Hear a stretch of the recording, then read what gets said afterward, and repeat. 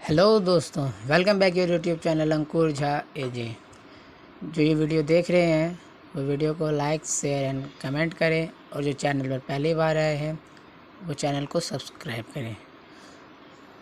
Hello दोस्तों, आज हम BST का लेसन 9 जो फाइनेंशियल मैनेजमेंट है उसके बारे में देखेंगे।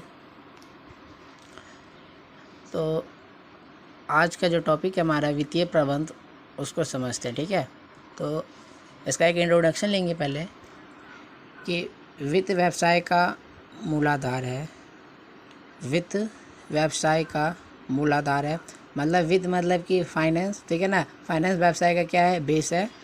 इसके बिना ना तो कोई व्यवसाय आरंभ किया जा सकता है और ना ही उसका विकास ही संभव है। क्या कहता है कि ना ही वित्त के बगैर क्या होता है, व्यवसाय आरंभ होता है और ना ही उसका विकास ही संभव है। बिना पैसे का आप कुछ नहीं कर सकते। व्यवसाय की सफलता वित्त की पर्याप्त पूर्ति तथा वित्त के प्रभावपूर्ण प्रबंध पर निर्भर करती है। व्यवसाय की सफलता किस पर निर्भर करती है, तो वित्त जो हमने व्यवसाय में जो पैसा लगाया उसकी पर्याप्त पूर्ति तथा उसके प्रभावपूर्ण प्रबंध पर निर्भर करती है।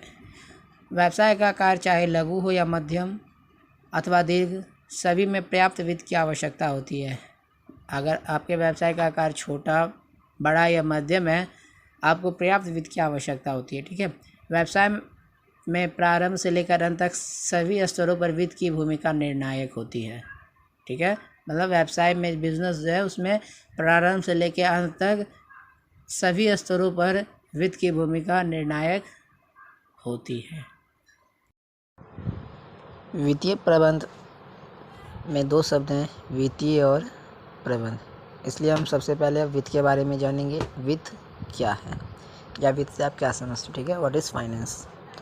तो वित्त व्यवसाय का रक्त है। जिस तरह मानव शरीर की विभिन्न नाड़ियों में रक्त प्रवाहित होकर शारीरिक अंगों को क्रियाशील बनाता है, उसी तरह व्यावसायिक क्रियाओं में वित्त विद्यमान रहकर वाणिज्यिक गतिविधियों को गतिशीलता प्रदान करता है। क्या मतलब है, वित्त व्यवसाय का रक्त है। ठीक है ना, वित्त क्या है, व्यवसाय का रक्त है।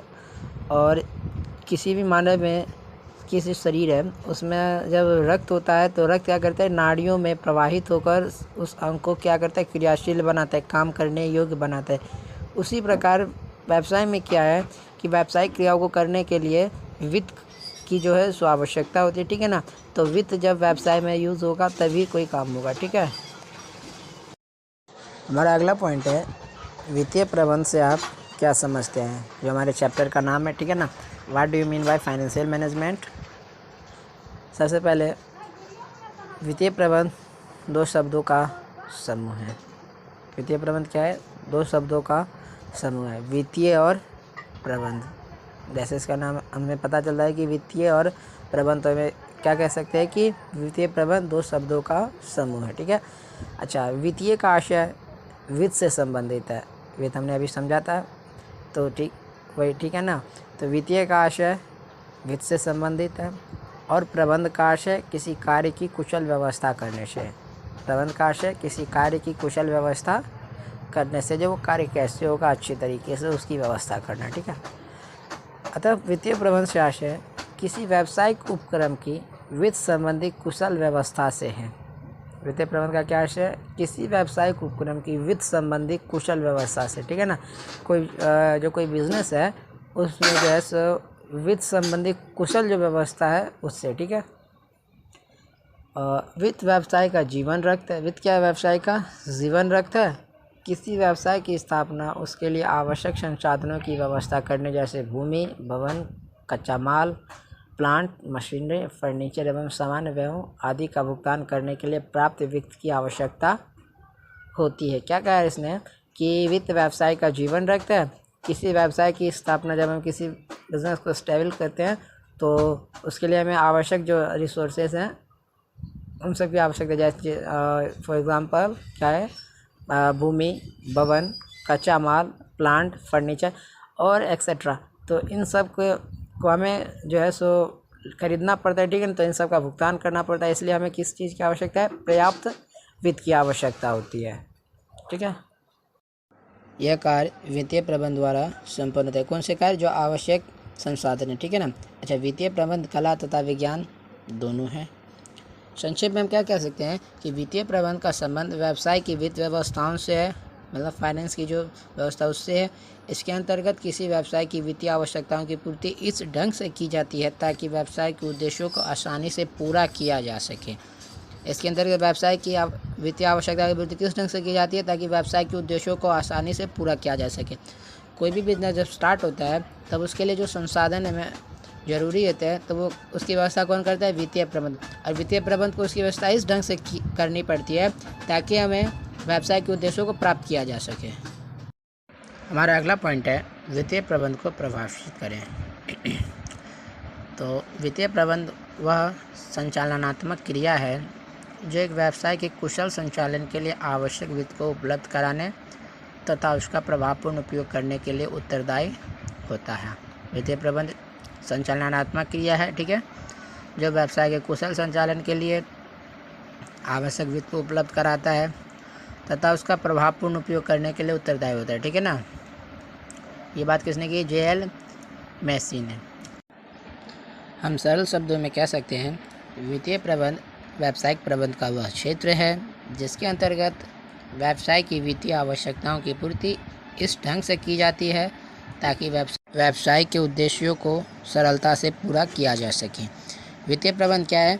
व्यावसायिक प्रबंध का वह क्षेत्र है जिसके अंतर्गत क्या काम है उसका कि व्यवसाय की वित्तीय आवश्यकताओं को पूर्ति करना, ठीक है ना, ताकि व्यवसाय के उद्देश्यों को पूरा किया जा सके, ठीक है।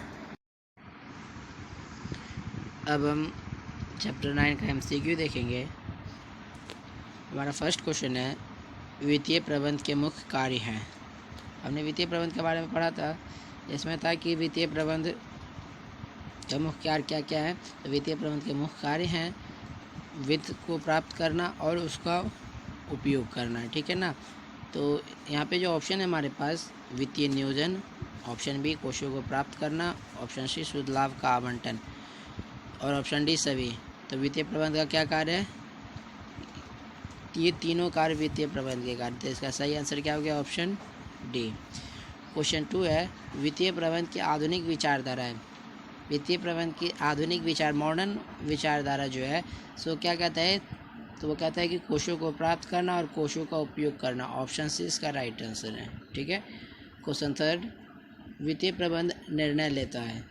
तो वित्तीय प्रबंध निर्णय लेता है, तो वित्तीय जो प्रबंध है वो वित्तीय विनियोग और लाभांश इन सभी से संबंधित निर्णय लेता है, ठीक है। तो इसका सही आंसर हो गया ऑप्शन डी।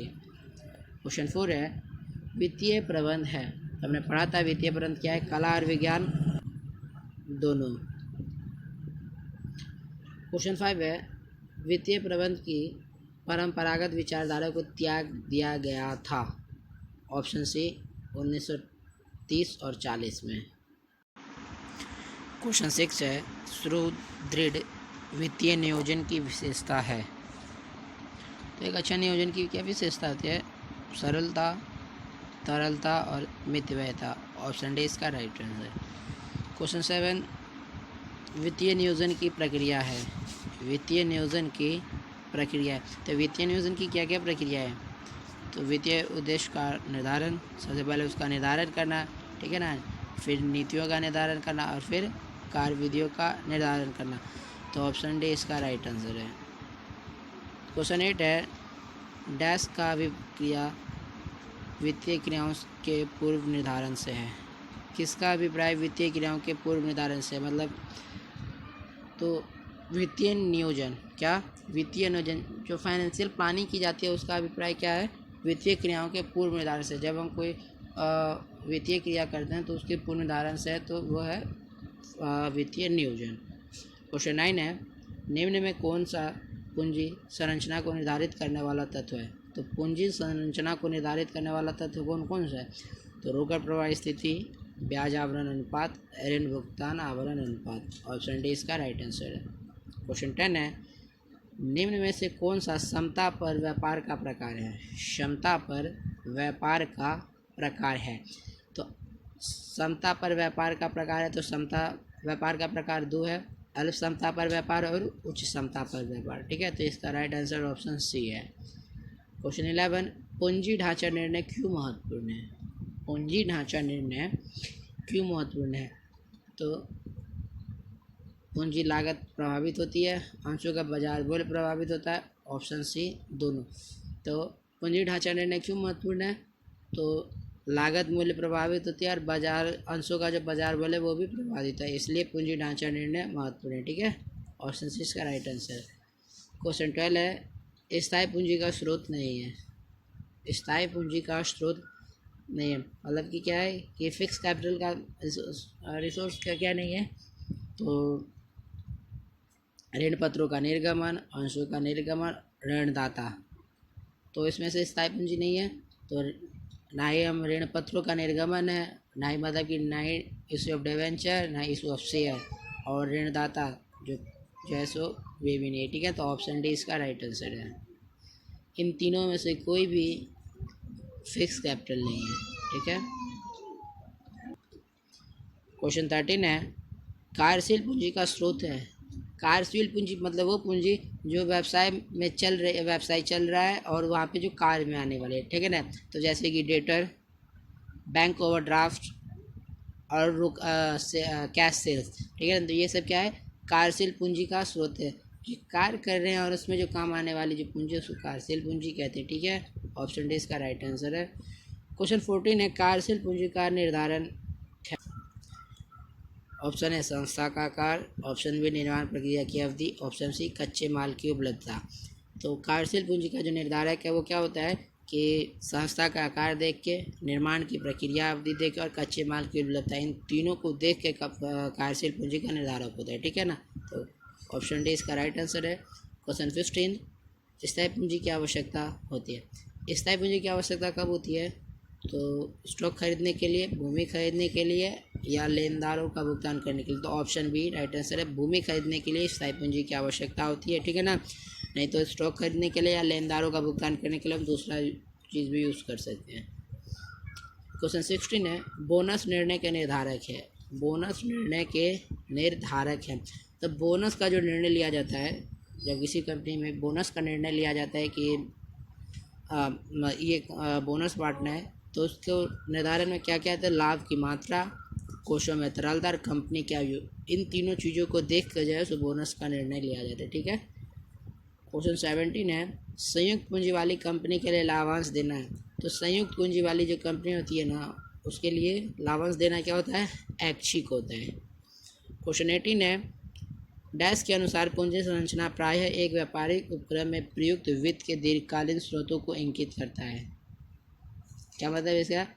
कि जो पूंजी संरचना प्रायः एक व्यापारिक उपक्रम में प्रयुक्त वित्त के दीर्घकालीन स्रोतों को इंगित करता है। जो हमने व्यापार में जो फाइनेंस पैसा का जो यूज़ किया वो दीर्घकालीन स्रोतों को इंगित करता है, वो क्या वो पूंजी संरचना है। तो उसको, तो ये बात किसने कही है? R.H. वेसिल। ठीक है, क्वेश्चन 19, पूंजी संरचना में सम्मिलित है। पूंजी संरचना में क्या सम्मिलित है? तो अंश पूंजी। पूंजी संरचना में अंश पूंजी सम्मिलित है। ठीक है, क्वेश्चन 20, डैश के अनुसार एक निगम की वित्तीय योजना के दो पहलू होते हैं। एक, यह निगम की पूंजी संरचना की ओर संकेत करता है, दूसरा यह कि निगम द्वारा अपनाए जाने वाली नीतियों का स्पष्ट करता है। मतलब कि क्या है कि एक निगम की जो वित्तीय योजना होते हैं ना, जो फाइनेंशियल प्लानिंग होती है, वो उसके दो पहलू होते हैं। एक, निगम पूंजी संरचना की ओर संकेत करता है, दूसरा निगम द्वारा अपनाई जाने वाली वित्तीय नीतियों को। ठीक है, इस बात को किसने कहा? H. बोनीविले। क्वेश्चन 21, डैश के अनुसार वित्तीय नियोजन वित्त कार्य से संबंधित है, जिसमें फर्म के वित्तीय लक्ष्यों का निर्धारण, नीतियों का निर्माण व अनुमान तथा वित्तीय प्रविधियों का विकास सम्मिलित है। क्या इसका मतलब? वित्तीय नियोजन वित्त कार्य से संबंधित है। मतलब कि वित्तीय नियोजन किस कार्य से संबंधित है? वित्त कार्य से, जिसमें फर्म के वित्तीय लक्ष्यों को, ठीक है ना, वित्तीय फाइनेंशियली गोल होगा उसको, उसके निर्धारण तथा नीतियों का निर्माण व अनुमान तथा वित्तीय प्रविधियों का विकास सम्मिलित है। ये बात किसने कही है? वाकर एवं बागन। ये सब इम्पोर्टेंट डेफिनेशन है, आप इन सबको जरूर रिमेम्बर करिए। हमारा क्वेश्चन 22 है, शोधित वित्तीय नियोजन की विशेषता है मितव्ययता। क्वेश्चन 23, पूंजी मिलान दो प्रकार की होती है, उच्च मिलान एवं निम्न मिलान। क्वेश्चन 24, स्थायी पूंजी की आवश्यकता डैश अवधि के लिए होती है। स्थायी पूंजी की आवश्यकता में अल्पकालीन अवधि के लिए होती है। कौन सी अवधि के लिए? अल्पकालीन। क्वेश्चन 25, व्यवसाय के संचालन में प्रयुक्त अपेक्षाकृत स्थायी प्रकृति की संपत्ति होती है जो कि विक्रय के लिए नहीं होती है। व्यवसाय के संचालन में जो प्रयुक्त स्थायी प्रकृति की संपत्ति है वो किसके लिए नहीं होती है? स्थायी संपत्ति जो होती है वो विक्रय के लिए नहीं होती, ठीक है ना। इसका मतलब है कि व्यवसाय में कुछ ऐसे फिक्स असेट्स होते हैं जो विक्रय के लिए नहीं होते और कुछ नहीं, ठीक है। क्वेश्चन 26 है, चालू संपत्ति का योग ही व्यवसाय की ब्लैंक है JS मिल के अनुसार। चालू संपत्ति का योग ही व्यवसाय की कार्यशील पूंजी है। ये बात किसने कही है? JS मिल ने कही है, ठीक है। चालू संपत्ति का योग ही व्यवसाय की कार्यशील पूंजी है। क्वेश्चन 27, ब्लैंक से तात्पर्य संपत्तियों के योग से है। किससे तात्पर्य? संपत्ति के योग से। तो कार्यशील पूंजी से तात्पर्य संपत्ति के योग से। ये बात किसने की है? मिड, मैलेट तथा फील्ड के अनुसार। ये बहुत इंपॉर्टेंट डेफिनेशन, सब हमें सबको जरूर पढ़ते रहिए। क्वेश्चन 28, शुद्ध कार्यशील पूंजी बराबर चालू संपत्ति माइनस चालू दायित्व। क्वेश्चन 29, चालू संपत्तियों का योग डैश पूंजी कहलाता है। चालू संपत्तियों का योग अभी हमने ऊपर देखा था कार्यशील पूंजी कहलाते हैं। क्वेश्चन 30, वित्त का सबसे सस्ता स्रोत है प्रतिधारिता। क्वेश्चन 31, पुराने संयंत्र को उन्नतशील बनाने के लिए एक नए आधुनिक संयंत्र के अधिग्रहण का निर्णय है निवेश निर्णय। पुराने संयंत्र को उन्नतशील बनाने के लिए नए तथा आधुनिक संयंत्र के अधिग्रहण का निर्णय क्या है? जो पुराना जो मशीन है हमारे पास उसमें अगर हम इन्वेस्ट करके उसको बढ़िया बना दे तो ये कौन सा निवेश है? और निवेश निर्णय कहते हैं इसको। इसी के साथ हमारा ये क्वेश्चन, इसी के साथ ये चैप्टर 9 ख़त्म होता है।